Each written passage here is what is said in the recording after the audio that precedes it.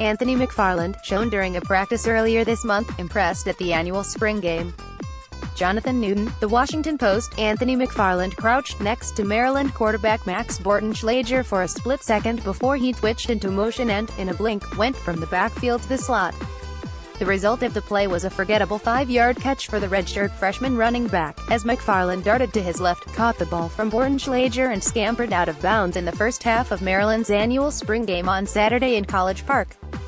But it was a hint of how Maryland plans to use its running backs next season, with McFarland lining up where a receiver normally would and flashing his and the group's versatility.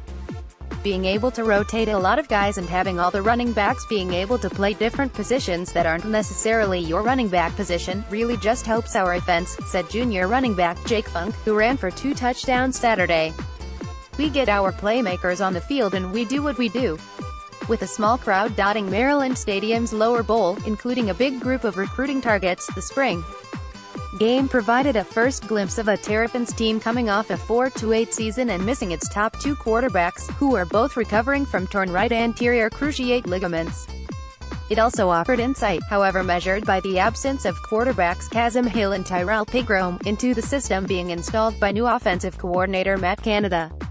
The first defense faced the second defense then faced the first defense, and the scoreboard showed a 31-3 win for the white team at afternoon's end, though it wasn't always clear how those numbers were added up. Bundled into all that was the fans' first peek at McFarland, who missed last season while recovering from a broken leg suffered in high school. The 5'8" running back, who was a 4-star prospect coming out of nearby DeMatha Catholic High, was the top-rated recruit in the Terrapins' 2017 class.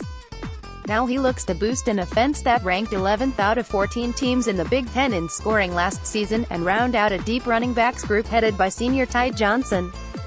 He's got such big play capability, Maryland coach DJ Durkin said of McFarland Saturday. He's finally healthy and in shape, and he is who we all know he is. An open intra-squad scrimmage in April, with the quarterbacks untouchable and only certain parts of the playbook shown, did not give too much indication of how Canada's offense will look come fall. But Canada is promising to be creative with his running backs, whether that be with frequent pre-snap motion, jet sweeps, which there were a lot of Saturday, splitting them out of the backfield, or having 2 or 3 on the field at the same time. McFarland is used to shifting all over the field. When he first got to DeMatha as a freshman, the Stags had 3 future Division I running backs and current Maryland junior Lorenzo Harrison, 3, Wisconsin's Tywan Deal and Penn State's Mark Allen. DeMatha coach Elijah Brooks remembers wanting to utilize McFarland, then a 14-year-old brimming with speed and shiftiness, but having few carries to offer. So Brooks got McFarland the ball in other ways, in the return game, as the second running back on the field, or as slot receiver who created mismatches against linebackers.